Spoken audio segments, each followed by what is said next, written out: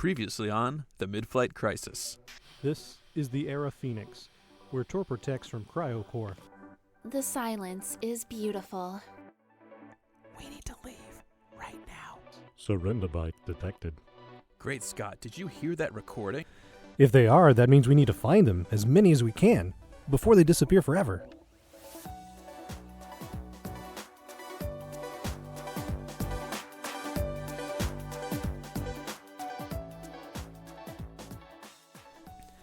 Just read the pamphlet at least. I think a space-time share is good for us right now. This once-in-a-millennium presentation is a scam, I keep telling you. We're only here for the free pizza. They specifically said there would be pizza. You keep saying that. We need a holiday following that homicidal AI. This is the first time I've brought up the lack of pizza. I still don't see any. Wait, is that a stack of breadsticks over there? Those are the required cell-saving space-time regulators. They keep your whole body fixed to a point in space-time so that you don't fall victim to spaghettification or something like that. Essential when on vacation. It's in the pamphlet. Oh, I could go for a bowl of spaghetti. I hope you're not seriously considering this proposal. We can't afford to eat at the cantina here at the way station. How do you possibly think we have vacation rental money? Don't worry. They take credit. We've been working tirelessly. Keeping passengers asleep in their interstellar journeys can be pretty stressful. Stress leads to frustration. Frustration leads to pain. Pain is the path to the dark side. Dark side? Yeah, of the moon. You know, Pink Floyd. That ancient music back on Earth? It's classic, and it helps de-stress from work. Zero-G yoga isn't always an option in our travels. It's a thankless job sometimes. People appreciate what we do. I just hate being labeled the cryo guys. And I hate being lied to about free pizza, when obviously there's no difference between hibernation, torpor, and cryostasis. Most people just don't understand that what we have achieved from a breakthrough standpoint. I'm pretty sure even fewer really care. The 6-hour presentation will begin shortly. 6 hours? That's an eternity. It's all relative. Make sure to read the pamphlet we've left on your seats. We're excited to share with you the opportunity of a lifetime. When it comes to our line of work, all the passengers know is they close their eyes in one star system and wake up in another. We're the only ones who know everything that happens or could happen in between. I'm not going to last 6 hours. Hold on 1 second. Excuse me. I was told there was pizza? Yes, at the end of the presentation. Oh no, this isn't good. Exactly. That's what's so frustrating. An immense amount of knowledge necessary for this job goes unnoticed. That is, of course, until it doesn't go perfectly. I don't know if I'm going to die of hunger or boredom. Your metabolism is low, just like the people we put into Torpor. Oh, did we get a message from the company? Yeah, but it's encrypted. We'll have to figure it out later. Yeah, there's been a whole lot of weird stuff going on lately. Our colleagues vanish into thin air. The cryo systems are ejecting travelers. And we found that serendibite lodged into one battery, but no others yet. Of course, the one that had the serendibite had a little charge left, and we only see depleted batteries. I wonder if the serendibites are in other devices or just batteries. They're a decent memory device, but not really a good conductor. This whole situation is really stressing me out. That's why I think we should get our minds off of everything and daydream a little about these space timeshares. I'm also feeling fatigued from the space flight. They were handing out vitamin gummies at the door. Did you get some? Vitamins? Yeah, they'll replenish your electrolytes and 3 essential minerals, too, protecting your precious bodily fluids. It's recommended by government experts. I don't know about a pharmaceutical fix for everything. They're shaped like little rocket ships. All right, I'll take one. All right, let's get started. Now, many people think it might be dangerous to live anywhere near the event horizon of a black hole, but our company begs to differ. Are you eating pizza right now? Yeah, I got a slice of capricciosa. They should have some slices of the pomodorini left. No breadsticks, though. Highly unlikely that anything bad should happen. But they said the pizza was only for the end of the presentation. I went to the end. I picked up one of those space-time regulators and traveled back to now. Message from the future: the pizza goes fast. I'm reminded by our legal team that we do require death and dismemberment insurance. It'll cost you an arm and a leg. You can travel through time? And space. Yes, I told you. Everything you need to know is in that pamphlet. We do have a great relationship with a top-notch cybernetic surgeon. I didn't read the pamphlet. Obviously, we keep having the same conversation. And legal told us to add add this footnote too. There's a slight, infinitesimally small chance of the unscheduled rapid disassembly of your body into atoms. Let's face it, folks, aren't we already falling to pieces from day-to-day stress? What do you mean the same conversation? Well, the device resets after a time loop is completed. You have to set the controls for the heart of a sun. It's all possible thanks to a temporal bubble that's built around this convention space. Incredible how they're able to... How long have I been sitting in this chair waiting for pizza? 3.5 weeks. I've been here for a month? All of our space timeshare power outlets are Hawking radiation compatible. Some bits of matter may float in and out of your universe, much like a relative asking for money, but this is completely normal. I've gotten so much work done. You should really come along the next time. But I've also found this little guy. They're giving it out at the end as a promotion. It looks like the old plastic stuff they used on Earth. I was curious and took the battery out. Check it out. Another serendibite. We've got to get back to the ship and see if there's anything on it. Way ahead of you. I've reconfigured the ship's serendibite interface using all that spare time, and I've come up with a portable reader. That's the good news. Why keep your hard-earned credits in a cosmic credit union gaining practically nothing in interest? There is no faster-growing investment for your financial well-being than black hole real estate. What's the bad news? It requires grapes to function, specifically moon drop grapes. You're kidding. I've never been more serious. They're having a presentation on grapes as a power source across the hall. Took a free sample from the display. I also got a mini microwave. To reheat the pizza? No, for the grapes. If you microwave a grape, you get plasma. You're probably wondering about all the amazing activities we offer our residents. There's a community event horizon planner specifically tasked to fill your time with memories that last a millennium. That stuff is dangerous. Capture the plasma and you get energy to run the serendibite reader. Or you tear a hole in the fabric of space-time. I believe someone mentioned fabrics. Yes, we have a very good interior designer that has made all upholstery in the living areas space-time friendly. The grapes are also full of vitamins and antioxidants. We don't eat enough fresh produce as it is. Plasma capture outside a pre-approved facility is dangerous. You know that. No worries. I got pre-approval. I got my license across the hall as a plasma capture coordinator. I've been very productive. And now, let's get to this serendibite. And make sure to ask one of our associates today about our multifamily, multidimensional residence discount. Also, pizza should be delivered shortly.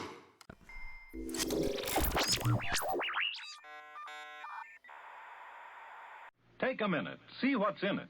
When you're buying a vitamin product, read the label. Make sure you get all the vitamins recommended by government experts.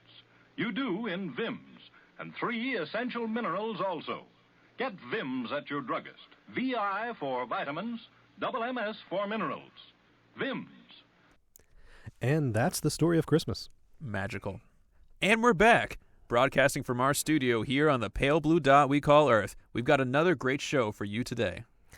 You know, H.G. Wells, the English author famous for several books, said, "Life, forever dying to be born afresh, forever young and eager, will presently stand upon this earth as upon a footstool, and stretch out its realm amidst the stars." You know, I want to be forever young. I don't think that's what he meant, but me too. So, do you know anything about the history of real estate from space? I've picked up bits and pieces in my interstellar real estate license application. I don't know how well that's going to go over for you. The moon was the first celestial body that I saw in all of the research that was bestowed to someone. It actually wasn't even claimed to be their own, as we'll see happen later on. But the Jürgen family was given the moon by the Prussian Emperor King Frederick the Great in 1756. The 50s were a great time. Wrong 50s, but yes, they were. Aul Jürgen was a healer that performed some sort of unknown miraculous cures for the king, and to pay him back, the king bequeathed the moon to the Jürgen family until the end of time. Now, that claim was brought to light in 1996 when a descendant named Martin Jürgen, he tried to take ownership of the moon. He was denied by the Institute of Air and Space Law in the Netherlands on the basis... That's terrible. It was given to him. I mean, that was theirs. But the Netherlands said, no, King Frederick the Great never owned the moon, so he couldn't give it to you.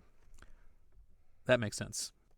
There's an interesting quote by Jim Lovell where he had said, "We do not realize what we have on Earth until we leave it.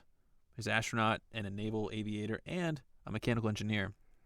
On June 28, 1937, from Ocilla, Georgia, Mr. A. Dean Lindsay was known as the first man to lay claim to space for himself. It was the property known as planets, islands of space, or other matter, henceforth to be known as A.D. Lindsay's Archipelago. Also improvements, ways, waters, watercourses, rights, liberties, privileges, hereditaments, and appurtenances, and the revisions and reminders, rents, issues, and profits thereof, and all the estate, right, title, interest, property, claim, and demand whatsoever, in law, equity, or otherwise, however, of, and in so forth, to the same and every part thereof. So essentially, he would be the rightful owner of space. He didn't lay claim to Earth because it belonged to all those who called it home. Good for him. He also strangely excluded the Moon and Saturn, although it was quickly amended as he submitted claims for each of those separately. Smart on his point. The claims were sent to Ocilla, Georgia, his hometown, to the clerk of the Superior Court. I'm not sure how far Mr. Lindsay got on that aspect, but Konstantin Tsiolkovsky, apologies if I say that incorrectly. That sounds incorrect. Gesundheit. Okay.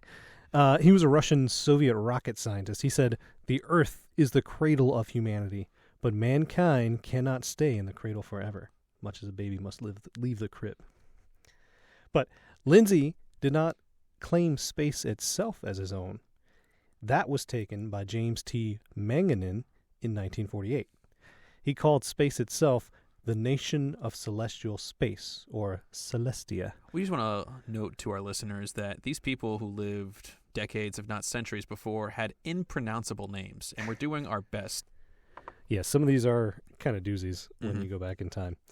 Now, Mr. Manganin made his claims in Cook County, Illinois, which is, as we all know, Chicago. He also applied for membership with the United Nations to lay claim to the nation of celestial space. But he was denied? He was denied. He was sense. officially denied by the United Nations. Now, in 1967, both of these claims became null and void when the Outer Space Treaty came into effect. That stressed that everything in space could be explored, but nothing could be owned. And in 1953, Gennaro Gallardo Vera from Chile also laid claim to the moon. He jumped through a few legal loopholes and was awarded an official document claiming his ownership by the Chilean government. So urban legends hold that Richard Nixon had to request permission for Apollo 11 to land on his property. He left the moon to the people of Chile upon his death in 1998. And then in 1955, Robert Coles developed the Interplanetary Development Corporation and sold acres on the moon for $1. Apparently a big joke, as he claimed no one else had claimed the land. I believe another guy, Dennis Hope, a former ventriloquist and car salesman, very interesting combination, claimed ownership of the lighted surface of the moon and all planets, stating that the Outer Space Treaty stated nations, N-A-T-I-O-N-S, could not claim sovereignty in space, but nothing about individuals, although it does say outer space, including the moon and other celestial bodies, is not subject to national appropriation by claim of sovereignty, by means or use of occupation, or by any other means. Since then, he sold more than 400 million acres of lunar land through his company, the Lunar Embassy.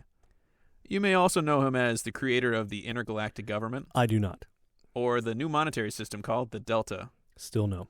Alrighty. However, we're up to pretty modern times now, and a very recent president, George W., not H.W., but George W., good old W., he said, "Mankind is drawn to the heavens for the same reason we were once drawn into unknown lands and across the open sea.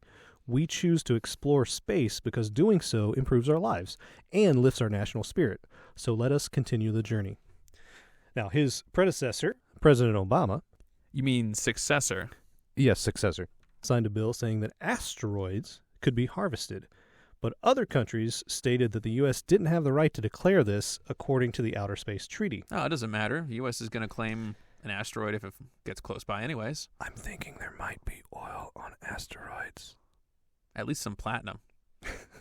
Now, nearly 15,000 near-Earth asteroids could potentially contain water and possible fuels to sustain spaceships. Basically, the newer laws, like the 2015 Obama law, say that 9/10 possession means ownership. So 9/10 possession, it's mine. That rounds up to 100%. It does, in every math book I've ever seen. So space lawyers exist. They do. They are on a legal council that advises politicians on international treaties, as well as negotiating government and even private company endeavors in space, which has been, it was the subject of a book that we'll get to in a bit. I know there's a lot of buzz going around real estate and space. Mr. Buzz Aldrin, U.S. astronaut, had said, "I believe that space travel will one day become as common as airline travel is today." So governments are creating laws to become more lenient on the use of resources in space, which could eventually lead to wealth and power for that country. That, in turn, would lead to more travel and more tourism into space. Russia and China want to ban placement of any weapons beyond Earth's atmosphere. America disagrees. And now we have the creation of the Space Force. That popular show on Netflix? No, the actual Space Force, a branch of the military. That's a real thing. It's a real thing. Wow. With real people doing real things. Well, it may be a good thing that the Space Force was actually created, because there's a possibility that Earth could be owned, but possibly not by humankind. It is possible that aliens that haven't visited us at the Earth in some time lay claim to the Earth, and that we're part of a natural zone in the galaxy where we're not allowed contact by outside intelligent beings. It could be to preserve our species and allow us to evolve without technological influences that could very quickly destroy all of our civilization based on alien technology. So we're like some sort of zoo? Potentially. We might be. We might be like a chimp behind bars. Who knows? Until we developed antimatter or time travel or something like that? Right. Until we develop on our own. But then, most likely, if we are being kept in interstellar prison, an alien civilization would be far more advanced, and they would know how to deal with anything we come up with in the next 100 years. Despite all my rage, I'm still a galactic rat trapped in an Earth cage. Try to find that cheese. Mm-hmm. Now, this could be part of a whole brokered deal where interstellar real estate agents are making a huge economical or political advancement based on how Earth develops. I like to think our property value is pretty high, at least in our quarter of the cosmos. One can only hope. So, Sir Richard Branson had once said, "Every single astronaut who has come back from space comes back determined to do more to protect it." Angeles Duran claims exclusive rights to the sun.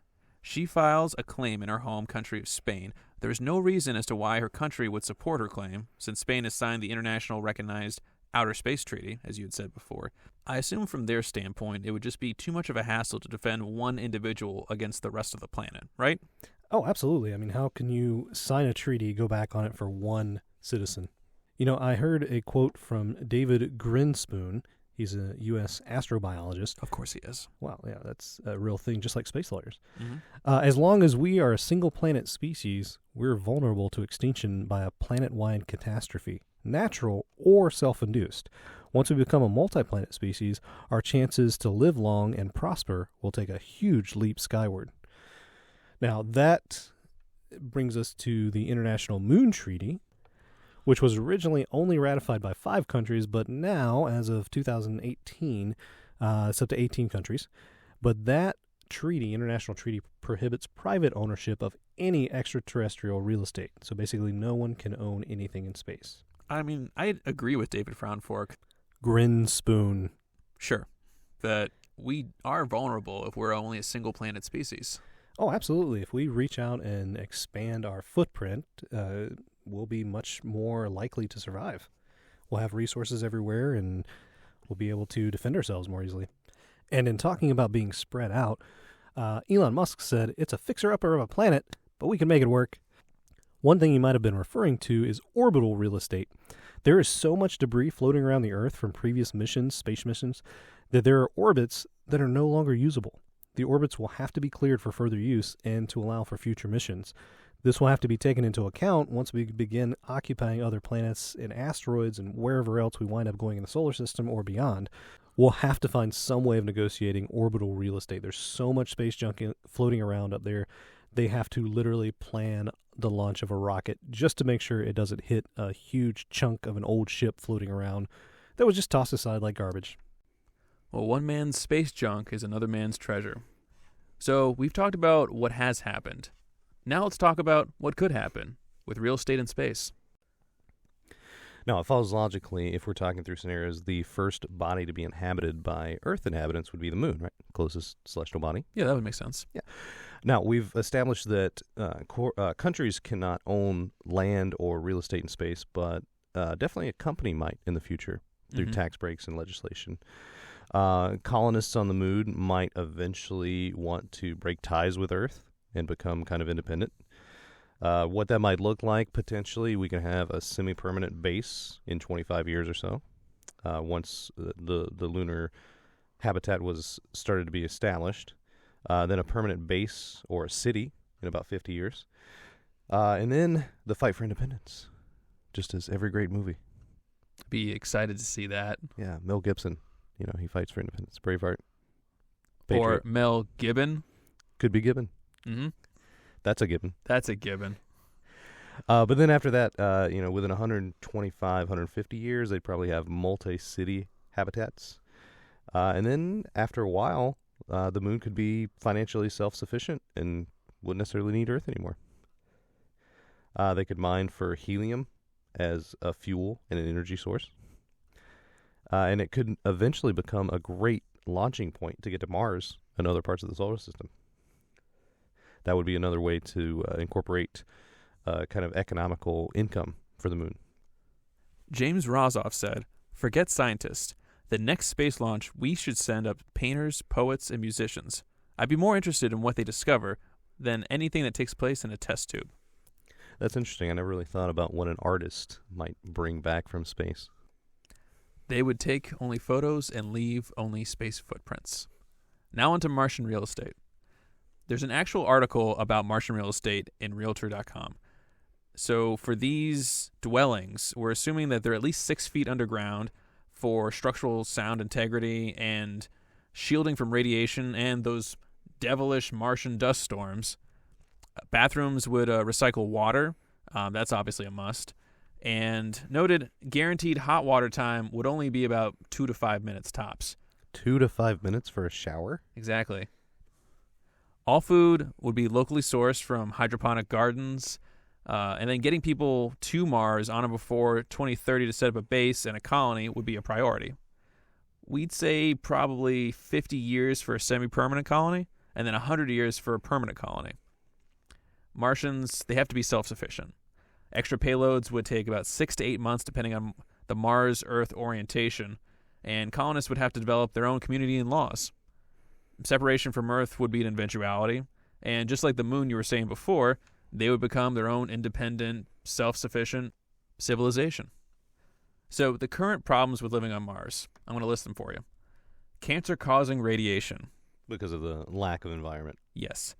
Fine dust that will erode the inner lining of your lungs. Claustrophobia with living underground in small spaces. Constantly sourcing oxygen, food, and water. Low gravity causing muscle atrophy. And very cold temperatures and low air pressure. So, obviously, it's a great vacation spot. That's where I want to sign me up right now. I want to live on Mars. Let's walk through how the home purchase would work for future late-stage colonists. So, you'd have to sign away all material possessions on Earth, save for a few that you're taking with you to Mars. Is this kind of like the movie Downsizing? Have you seen that movie? Yes. So what happens? Also with Matt Damon. Also with Matt Damon, yes. Yes. He's just everywhere. Mm-hmm. So you and Matt Damon would have to cancel your life insurance policies because Mars is outside the jurisdiction of most insurance companies, as far as the geographic scope. All bank accounts and other funds would effectively be willed to your spouse or next of kin. And you'd be named a colonist and trained for the mission and the settlement on Mars. I'm assuming you'd pay anywhere between $100,000 to $200,000 for a one-way ticket to go to Mars, but you know what? Money doesn't mean anything anymore when you're on a different planet, right? That's a hefty Delta ticket. Exactly. Better make sure you use up all those sky miles. Space miles. Space miles. In space! We should start a new company. In space! We'll be working on it. Patent pending. The trip would eventually take about 6 months or less. The ship would be similar to a cruise liner with various amenities, obviously. Microgravity would prevent muscle atrophy along the voyage. There'd be short rounds of stasis to conserve resources. Stasis? Like cryostasis? Yeah. Or maybe torpor? Probably much more achievable in the near future. Well, they would need maintenance people, right? Like Torpor Techs? Yeah. From some kind of cryo company or something. Yeah, like a Cryo Corporation. Yeah. After the voyage, once you reach your destination on Mars, the dwellings would be multi-story inflatables, dorm style, with shared communal spaces. Most items for the dwellings would be 3D printed. These cities would be built underground, inside of lava tubes, potentially. An active lava tube? Oh, passive lava tube. Okay. Or passive-aggressive. Hopefully more on the passive side. Yes.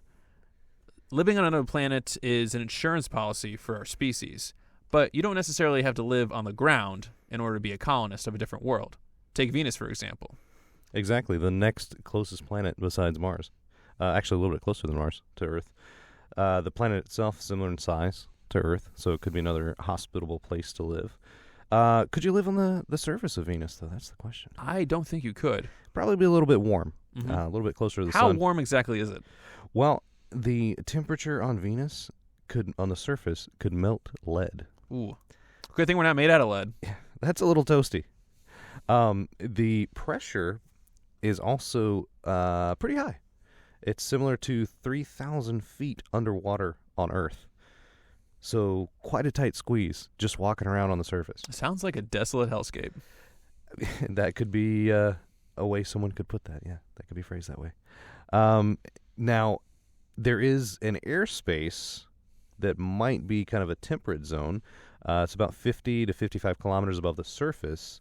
That area of Venus actually provides pressure and temperature similar to Earth. You can obtain hydrogen, oxygen, and water from clouds nearby. And the air rights could be similar to New York. You know, a lot of planes fly over New York. There's a lot of air traffic. That could be similar or integrated into the legislation of building in an airspace over a planet. Venusian law. Yes. The airspace law. Kind of like a cloud city. Huh. Yes. As long as no one betrays you. I'm sorry they were here first. But that could be, for floating communities, literally like a cloud city. It could be something to take into consideration in the future. We don't necessarily have to live on the surface of it. However, if we do start talking about living above or potentially below the surface, as you mentioned on Mars, one thing comes to mind, which was a case of Slate versus David. This case involved 2 barrels of herring that were buried under the accused's yard. So the court actually ruled that anything on the surface of a property or below that surface belonged to the property owner. So it was their inheritance? Oh, good Lord. Is that really the best you got? Nee. Knee? Nee. Why are you saying knee? You must chop down the mightiest tree in the forest with this herring. Why not just say Peking Zumboy? Nee. Okay, let's get back to the podcast. So let's talk about how New York City air rights work. Air rights, aka transferable development rights, are brokered through New York City. Typically, these air rights of adjacent buildings can be added to new construction. They're bought so a high-density building can exceed its floor-to-area ratio. So, in other words, the ceiling or the roof can lay out further than the foundation. Yes. So that's what you get is pretty much smaller, skinnier buildings on a larger surface area. They're stackable, the air rights, allowing for these super tall, skinny buildings. Broadway theaters can actually sell these air rights that they have to anyone in the sub-district. They're a special situation that is only garnered through them.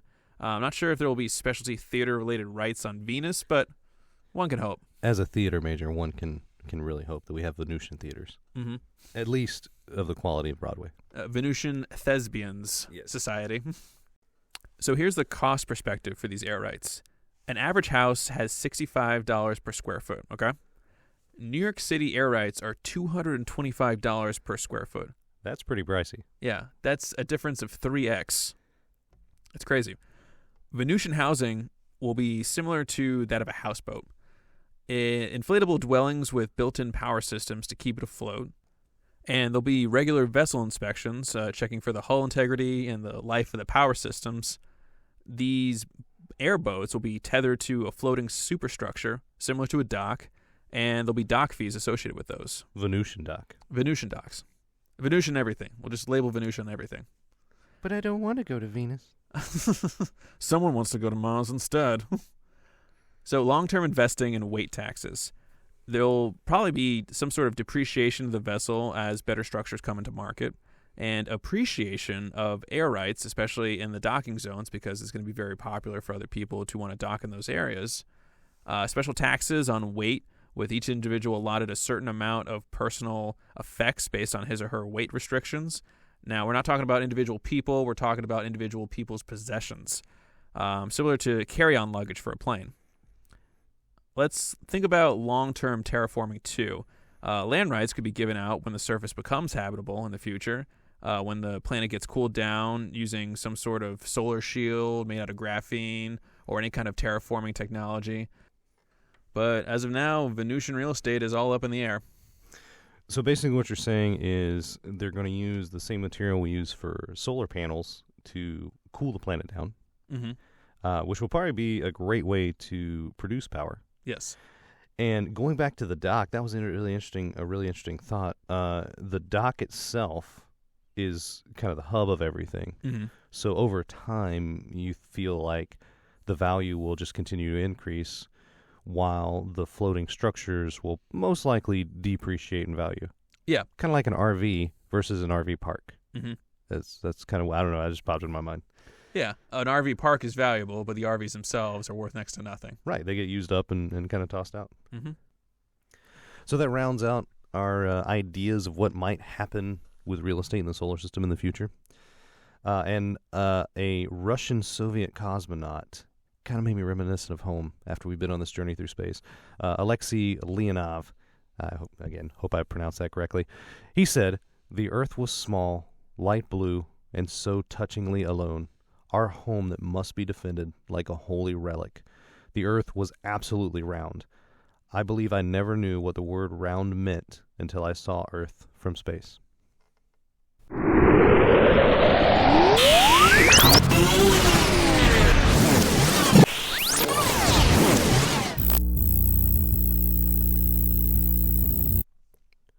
So did you go with the classic pepperoni?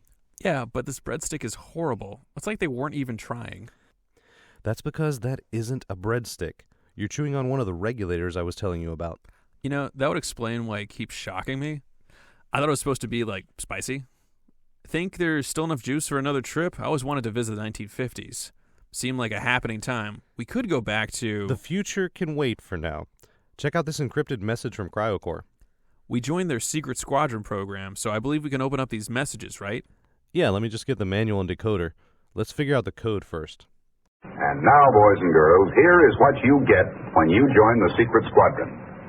This membership card with your very own Secret Squadron number, this official Secret Squadron manual, and this combination badge and decoder.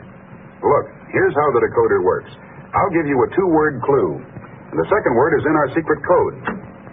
The first word is watch. All right, first word, watch.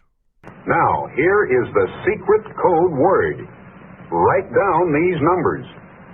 17, 3, 20. All right, numbers 17, 3, 20. Got it? Got it. Now, set your secret decoder like this. For code A3. Then decode this important clue to next week's adventure. Setting the decoder to A3. Decoding message now. Looks like the second word is tower. All right, play message. Password is watchtower. Happy Helios to our favorite team members, and a very special hello to Jim in accounting. We're so glad to have you with us, Jim. We are requesting all full-time and part-time employees, affiliates and associates, contractors, and upper, lower, middle managers to return to headquarters. There is a major announcement that can only be made in person. Jim, you don't have to attend. We can't wait to see you all. We're just a few light years out. I feel bad for Jim after what happened at the holiday office party, although I understand why they didn't fire him. They couldn't fire him because he claimed diplomatic immunity. It would have tied up the company in a very expensive legal battle, costing a lot of money, and the company loves its money. Diplomatic immunity is technically what the company called it. We're going to HQ, right? I think we should.